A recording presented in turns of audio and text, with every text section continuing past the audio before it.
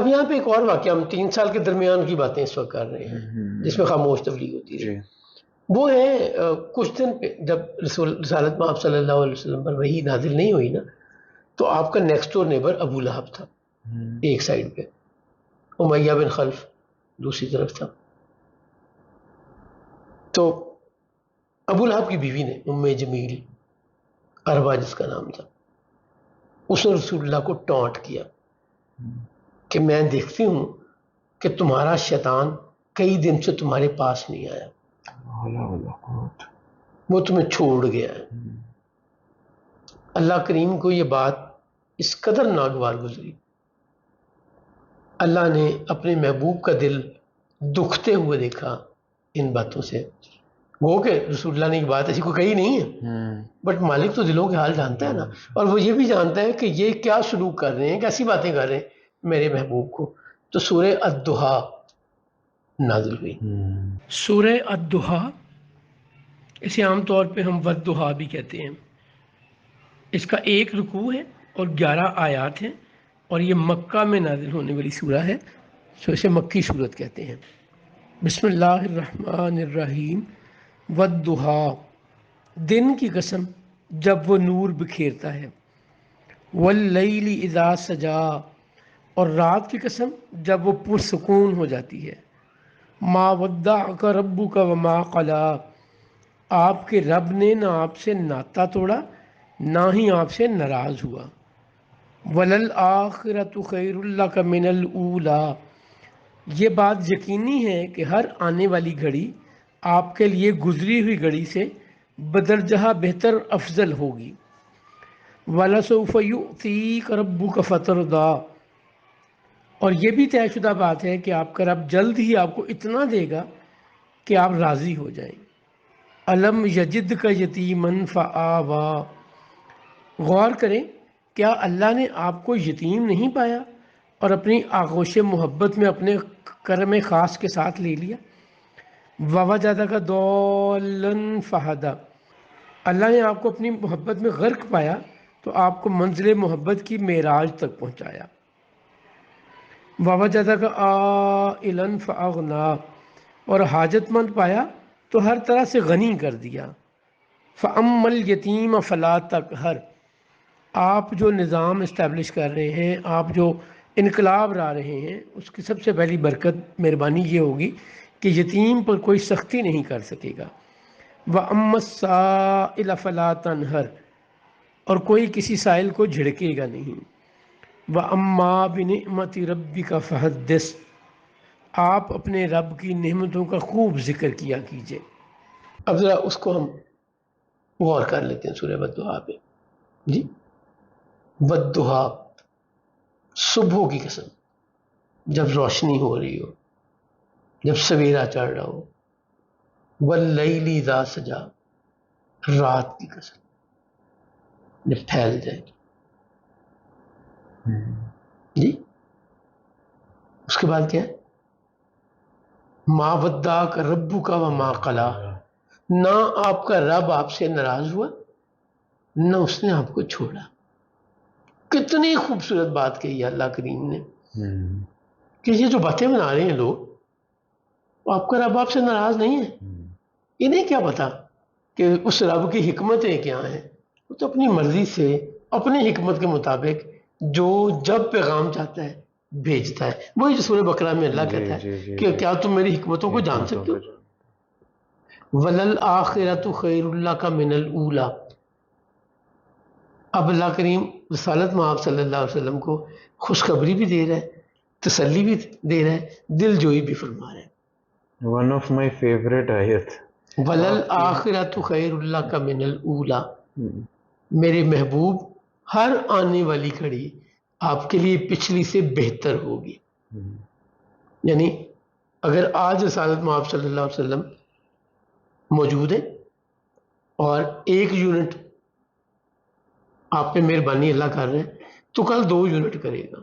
سر یہاں پر ایک چھوٹی سی بات یاد آ رہی تھی کہ کہتے ہیں کہ یہ جو آیت ہے یہ بیسیکلی یہ بتا رہی ہے، اس کا ایک معنی بھی یہ نکلتا ہے کہ حضور کی شان اقدس کوئی بندہ نہیں بیان کر سکتا، کیونکہ ہر بعد میں آنے والی گھڑی پہلی گھڑی سے بلند ہے، تو پھر کوئی کیسے شان اقدس بیان کر سکتا؟ بالکل ٹھیک کہہ رہے ہیں آپ.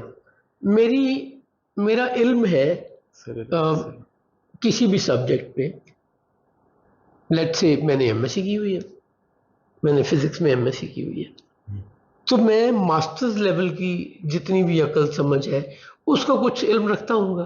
فزکس میں ماسٹر لیول تک جو سبجیکٹ پڑھائے جاتے ہیں، جو کانسیپٹ پڑھائے جاتے ہیں، جو تھیوری، جو پریکٹیکل کرائے جاتے ہیں، مجھے ان کی کچھ سینس ہونی چاہیے. اور جو پی ایچ ڈی لیول کے ہیں مجھ سے بڑی بات ہے، ایم فل مجھ سے بڑی بات ہے، پی ایچ ڈی مجھ سے بڑی بات ہے. اور اگر post P H D further research کرتا ہے، پڑھتا ہے، تو مجھ سے تو بہت آگے ہوگا فزکس میں. جس طرح مجھ سے لوگ آگے ہوں گے اسی طرح مجھ سے پیچھے بھی ہوں گے. جس نے بی ایس سی کی ہے اس کا نالج فزکس میں مجھ سے کم ہونا چاہیے. جی exceptions are always there, but ہم جنرلائز کر کے بات کر رہے ہیں. یار میرا تو علم ہی اتنا محدود ہے. جی اللہ کریم کا محبوب، میں دنیا میں آیا ہوں 60 سال کے لیے، 70 سال کے لیے، 80 سال کے لیے. اللہ بھی تو جانتا ہے میری عمر کیا ہے، بٹ ہم جو زندگی میں آبزرویشن دیکھتے ہیں اس کی بیسس پہ بات کرتے ہیں. 85 سال ہو سکتا ہے میں صبح نہ اٹھوں، ہو سکتا ہے میں 90 سال تک زندہ رہوں، بٹ وہ محدود ہے نا. وہ 70 80 90 سال جتنے سال بھی 60 سال عمر ہے، وہ اس کائنات میں کوئی حیثیت رکھتی؟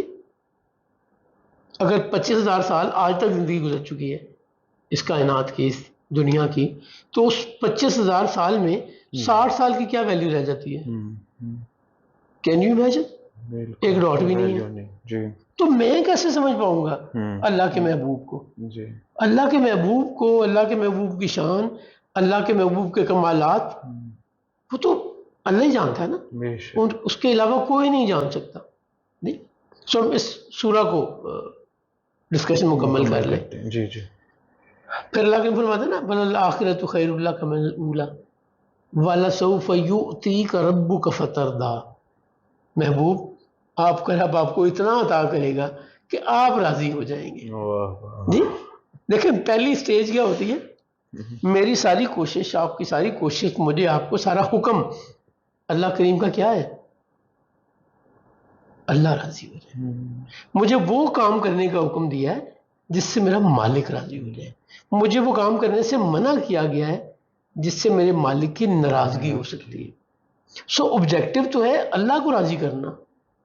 یہاں پہ اللہ کیا فرما رہا ہے؟ میرے محبوب آپ کا رب آپ کو اتنا عطا کرے گا کہ آپ راضی ہو جائیں. حضور کی رضا اللہ کی رضا بھی نا، صلی اللہ علیہ وسلم. واہ واہ واہ.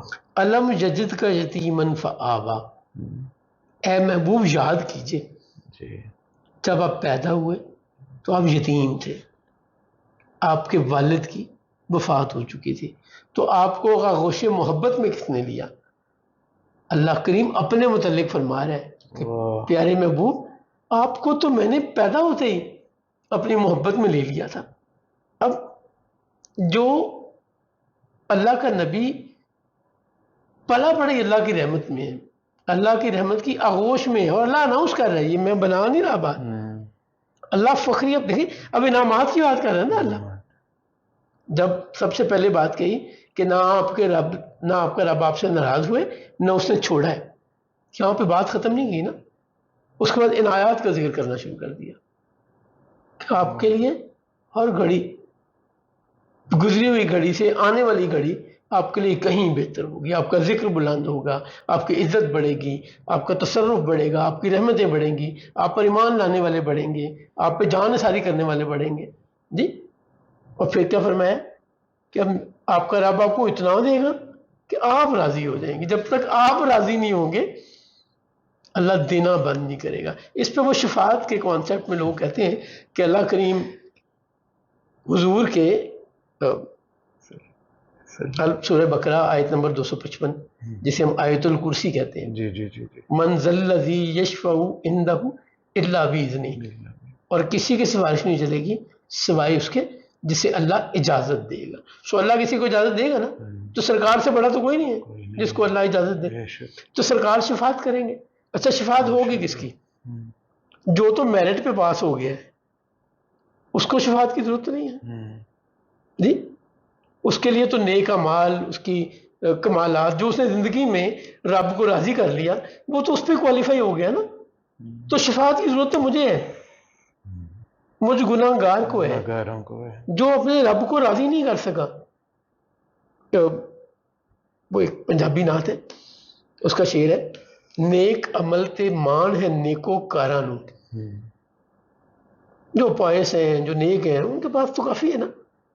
دے have enough to qualify, to justify, to please their lord, کہ اللہ تو نے جیسے حکم دیا تھا میں نے زندگی ویسی گزاری، تیری مہربانی. نیک عمل تے مان ہے نیکو کاراں نوں، سرکار دا بوہا کافی اوگن ہاراں نوں. اوگن ہار کہتے ہیں گناہ گار کو. شفاعت کی ضرورت تو پڑنی گناہ گار کو ہے نا. تو سرکار اللہ کریم کیا گارنٹی دے رہا ہے، کیا تسلی دے رہا ہے کہ جب تک آپ راضی نہیں ہوں گے آپ کا رب آپ کو دیتا رہے گا، عطا کرتا رہے گا. سر اس پہ وہ واصف علی واصف صاحب کے مجھے دو ٹکڑے ایک قول یاد آ رہا تھا شفاعت کے حوالے سے. ایک تو ان کا شعر ہے، ایک اس کا ٹکڑا ہے کہ گناہ گاروں نہ گھبراؤ شفیع المذنبین آئے صلی اللہ علیہ وسلم. بے شک. اور ایک وہ آپ رحمت کی ڈیفینیشن یہ کرتے ہیں واصف صاحب کہ رحمت اس فضل کو کہتے ہیں جو انسانوں پر ان کی خامیوں کے باوجود جی میرٹ کے بغیر، میرٹ کے باوجود جو مہربانی ہے اسے رحمت کہتے ہیں. پھر اللہ کریم کیا فرماتا ہے، اب یہ تعریفیں ہو رہی ہیں، وَوَجَدَكَ ضَالًّا فَهَدَىٰ، یہ تعریفیں ہو رہی ہیں. میں دوبارہ کہہ رہا ہوں، کیا یہاں پہ اللہ کہے گا کہ آپ گمراہ تھے جی تو میں نے آپ کو سیدھا راستہ دکھایا، آپ کو شریعت کا علم نہیں تھا اور میں نے آپ کو شریعت عطا کی اور علم دیا. میری سمجھ سے باہر ہے، میں کسی کو چیلنج نہیں کر رہا، میں اپنی سمجھ کی بات کر رہا ہوں. یہ تو مالک مہربانیاں کر رہے ہیں نا اس میں. تو اللہ کریم نے یہ لفظ سمجھنے میں غلطی ہوتی بات کا. اللہ کریم فرما رہا ہے میں نے آپ کو اپنی محبت میں غرق پایا، میں نے آپ کو اپنی محبت میں سرشار پایا، ڈوبا ہوا پایا جی. تو میں نے مہربانی کی، آپ پہ عنایات کی. وَوَجَدَكَ عَائِلًا فَأَغْنَىٰ جی. وہی پھر غنی ہونے کی باتیں ہو رہی ہیں، کمال کرنے کی باتیں ہو رہی ہیں. فَأَمَّا الْيَتِيمَ فَلَا تَقْهَرْ جی. اب پھر یہاں پہ سمجھنے میں بڑی امپورٹنٹ بات ہے. آپ جب یہ سارا کام کریں گے جو کر رہے ہیں، اللہ کی مہربانیاں آپ پہ ہوں گی، اور جو ہدایت کا سامان آپ مہیا کر رہے ہیں، لوگوں کو سیدھے راستے پہ لا رہے ہیں، ایمان پہ لا رہے ہیں، اس کا کمال کیا ہوگا جی. یتیم پہ کوئی ظلم نہیں کر سکے گا. آپ کے اس نظام کی برکت سے جو آپ اسٹیبلش کر رہے ہیں، لوگوں کی اصلاح سے، لوگوں کے ہدایت پہ آنے کے بعد لوگ یتیم کو اس کا حق دیں گے، قدر کریں گے، اس کے سر پہ ہاتھ رکھیں گے. وَأَمَّا السَّائِلَ فَلَا تَنْهَرْ. اسی سے یہ ہوگا کہ سوال کرنے والوں کو جھڑکا نہیں جائے گا جی. یا ان کی مدد کی جائے گی یا ان کا احترام کیا جائے گا، کہ کوئی کسی سائل کو دھتکار نہیں سکے گا. اس ماڑے کے بھی حقوق ہوں گے، اس ماڑے پہ بھی مہربانیاں ہوں گی، اس کمزور پہ بھی عنایات ہوں گے. وَأَمَّا بِنِعْمَةِ رَبِّكَ فَحَدِّثْ. اپنے رب کی نعمتوں کو یاد کیجئے. اب جو بات ہی ساری نعمتوں پہ ہو رہی ہے، عنایات پہ ہو رہی ہے، وہاں پہ یہ خیال کرنا کہ آپ کو ادھر جاتے ہوئے دیکھا تو اللہ نے سیدھا راستہ دکھا دیا، میری عقل سمجھ میں نہیں آتی جی. اور میں نے آپ کو ساری کنیکٹیوٹی پوری سورہ کا شان نزول بھی ہمیں سمجھ آ گیا اس آیت کا، اور اس آیت کے احکام، اس سورہ کے احکام بھی آ گئے. اللہ کریم ہمیں ہمارے نصیب میں سرکار کی شفاعت بھی کرے. روز قیامت ہم ان خوش نصیبوں میں سے ہوں جنہیں حضور کی شفاعت مل جائے. اللہ ہمیں ہم سے راضی ہو، سرکار کے صدقے ہم پہ مہربانیاں کرے. انشاءاللہ تعالی نیکسٹ ایپیسوڈ سے یہیں سے سلسلے کو آگے بڑھائیں گے. السلام علیکم ورحمۃ اللہ وبرکاتہ.